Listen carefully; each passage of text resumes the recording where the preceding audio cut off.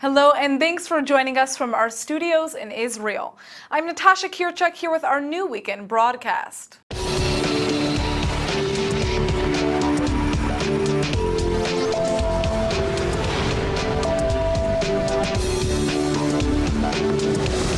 Israel has just become one of the first countries to join the U.S. Department of Homeland Security's information sharing platform, which shares data between governments and companies. The Jewish state has just signed a joint cybersecurity agreement with the United States that will ensure both countries cooperate in fighting cyber threats. The declaration ensures that both Israel and the United States share cyber defense information in real time to thwart or deal with cyber attacks. In recent years, the American government has begun to collaborate a lot more with Israel to expand and deepen bilateral cyber cooperation, especially when it comes to managing cyber events and the cyber defense of critical infrastructures. This story goes out to anybody raising a teen. You know how irritating it can be to see your teenagers sitting around with their smartphones glued to their faces?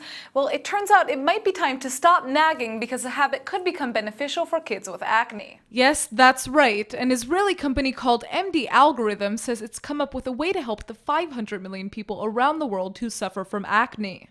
The MD Acne application provides real-time image analysis of its users' skin. All its users have to do is fill out a questionnaire and then do what most teenagers like to do most: take a selfie. The special Israeli app then uses an algorithm based on data from hundreds of acne patients to provide customized feedback that recommends the best personalized medications, food, and hygiene practices. Follow-up is then monitored by, you guessed it, a selfie tracker to check progress. So what's the best part about the app? It's all free. If you want a more detailed prognosis, MD Acne also offers a paid premium subscription plan, costing between $2.99 for a week to $17.99 for 3 months. It gives users wider features, such as dermatological video tutorials, daily treatment reminders, tips, and checkups to monitor and maintain treatment commitment. The app has generated a great deal of enthusiasm since its soft launch 4 months ago, and it's already reached the coveted #1 spot for acne in the US App Store. This week, the Knesset marked the 15th anniversary of the 2001 Durban Conference against racism, which is known as one of the starting points for the BDS movement. The Israeli organization NGO Monitor has been keeping tabs on BDS around the world, and ILTV's Steve Leibowitz sat down with the head of the organization, Dr. Gerald Steinberg, to learn more. There is an understanding, it took maybe 15 years, that this is really an attack against Israel. BDS in its different forms, demonization, is not about borders or policies. It's really about whether the Jewish people have the right to exist. It's a form of the Zionism is racism resolution coming back again. And we see from the participation of the speakers, what they said here across the political framework, that there is agreement on this. Maybe now we'll also see some greater action.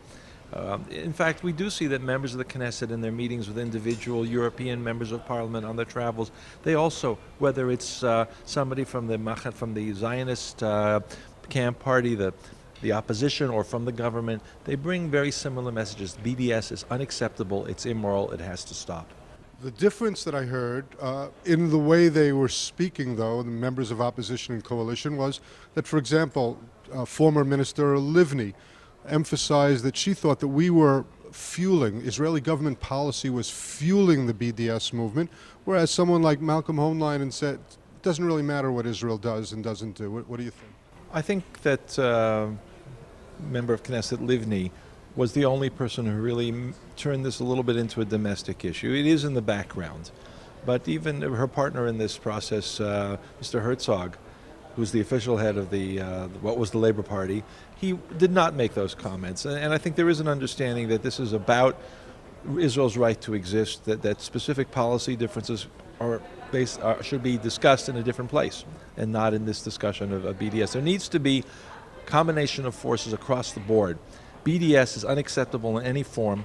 Demonization of Israel is unacceptable in any form. There's no excuse or rationalization for that. We're also seeing that the government is taking it professionally and seriously. It's not being used as a platform for advancing personal or broader party political interests. So that I think the Minister Erdan, when he spoke, also spoke in a very, what we say in Hebrew, mamlachti, a very broad Israel Zionist perspective rather than we're right and the opposition is wrong. So perhaps we'll see now greater action, combined action. We need to show that this is not an issue of left or right. It's not an issue of whether you're for or against status quo, two states, whatever it is. This is about the right of Jewish people to have a state. So the question is the government of Israel willing and ready to throw enough resources out there to really do the job of combating BDS? Steve, we've been talking about this issue for almost 15 years, you and I. And this is the first time that I've seen a very strong, committed, program-based approach, policies. When Minister Erdogan was speaking this morning, he said these are steps that we're going to take. And we've seen various processes already set in motion by him. So there is hope that this will be the first real strategic engagement and attempt to defeat the whole BDS movement. Well, quite an accomplishment in bringing this conference together. Dr. Gerald Steinberg, NGO Monitor, thank you so much for being with us at ILTV. My pleasure. Thank you for doing this. Yet another Israeli company has made international headlines for its innovative technology. The Israeli car automation company Mobileye has been chosen as the 6th most innovative company in the world. The designation was made by the prestigious MIT Technology Review. Mobileye beat out Google and Uber in the rankings, which are both in the process of developing driverless cars. Mobileye helps people drive more safely by providing warnings when they're drifting out of their lanes or about to collide with cars. The company's unique machine technology can even detect what's going on around the car and can recognize road signs, track separating lanes, barriers, and other vehicles. Mobileye has already started to partner with car companies like Audi, BMW, GM, Volkswagen, and Volvo to help improve their vehicles' autopilot and collision avoidance features. And now a warm welcome to the esteemed Rabbi Tovia Aronson, who will guide us through this week's Torah portion. Thanks for coming in. No problem. Shalom to you and to all the viewers wherever they may be. So tell us about this week's parsha. Okay. So first of all, outside of Israel, this week we read B'Ha'alotcha, and here in Israel we read Shlach Lecha. So I'll say a little bit about each so that both viewers in Israel and outside can have something that's applicable. So B'Ha'alotcha begins where Aaron, the high priest, is commanded to light the menorah. And it says, it adds an extra word that he did precisely as he was commanded. And the obvious question is, would we think otherwise? Would we think that he wouldn't be precise in his following the commandment to light the candles, to light the flames? So it teaches that it's in his praise, in his honor, that he didn't deviate even one iota from the commandment. So a little deeper way of understanding it is that each time he lit the candles, it felt like the first time. He didn't change his enthusiasm or his passion for his service, for his worship at all. It was as if it was fresh and vibrant and exciting each time. And one other approach is that Shalosh Shina, he didn't try to change anybody. He didn't try to tell somebody, you're not good enough, I have to change you if you want me to help you. He tried to look at people in their eyes and say, you're fine the way you are at your deepest self. You just have to nurture that point in yourself. You have to allow your true self to come out instead of trying to change people. So let's talk about that. What are the bigger meanings from this week's parsha? So for that, I think we all think of ourselves in relation to our spiritual lives, where in a way, we don't always feel satisfied where we're at. I wish I was more this. I wish I prayed more. I wish I had more Torah knowledge. And the truth is that teaching it sends a message to us. Instead of trying to be self-critical, try to nourish the inner flame, the inner spark, the true essence of our souls, and allow that to come out. And in that way we progress, not by changing ourselves, but by being precisely exactly who we are. So that's a point from last parasha here in Israel, B'Ha'alotcha. But this week in Israel we read Shlach Lecha, the story of the spies going into the land of Israel. And 10 of the spies come back with bad news, that it's a little bit connected to what I just mentioned, because they didn't have self-confidence. They looked at themselves as if they were grasshoppers, it says in the parasha. that they looked at themselves as if they were tiny, insignificant compared to the giants of the land. And the teaching there, the two spies who had positive things, Yehoshua and Kalev, they said, Alon Na'aleh, we could do it. We can rise up. We can connect the spirituality of the desert, the life of pure spiritual Torah immersion. We can connect that with the practical, hands-on land of Israel things of working for our own food instead of surviving on heavenly bread and doing all of the practical life without separating it from the spirituality of the desert. So how can we apply these lessons to our lives? Right.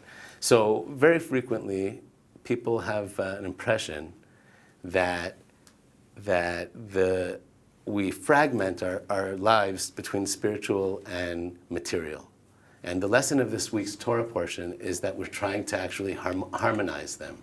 That if we're drinking a cup of coffee, instead of saying, okay, now I'm taking a break from my spiritual service and drinking a cup of coffee, we could say, okay, I'm about to drink a cup of coffee. It's a gift from the Creator. It smells good. It makes me feel a certain way. And in that way, we bridge the material physical world with the spiritual world. And that was the deeper meaning of the positive message of the spies who believed that they could bridge that gap. With everything. Anything, with the way I talk to my family. I could look at my family as separate from my spiritual life, or I could look at them as manifestations of divine presence. And I'll speak to my children or my spouse in a different way if I look at them as with spiritual eyes, with land of Israel eyes of Yehoshua and Kalev, of positive bridge between this world and the deeper spiritual elements. Great. Well, thank you so much for coming in. It was very interesting to hear about this, and now I'm going to start looking at my my cup of coffee, my cup of water in the same way. Okay, so, excellent. Thank you. Excellent, and I wish you Shabbat Shalom to you and all the viewers. All the best. It's been almost 2 weeks since the tragic Orlando terror attack, but Israelis aren't forgetting about the victims and their families. A Jewish organization has released a video showing solidarity with those affected by terror, and now it's gone viral.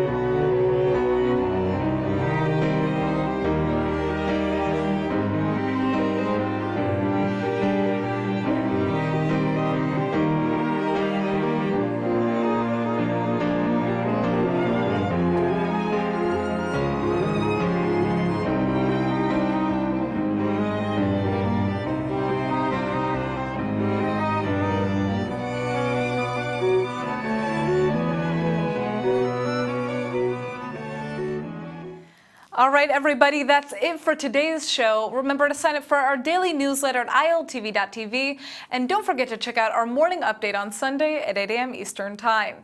Thanks for watching, and Shabbat Shalom.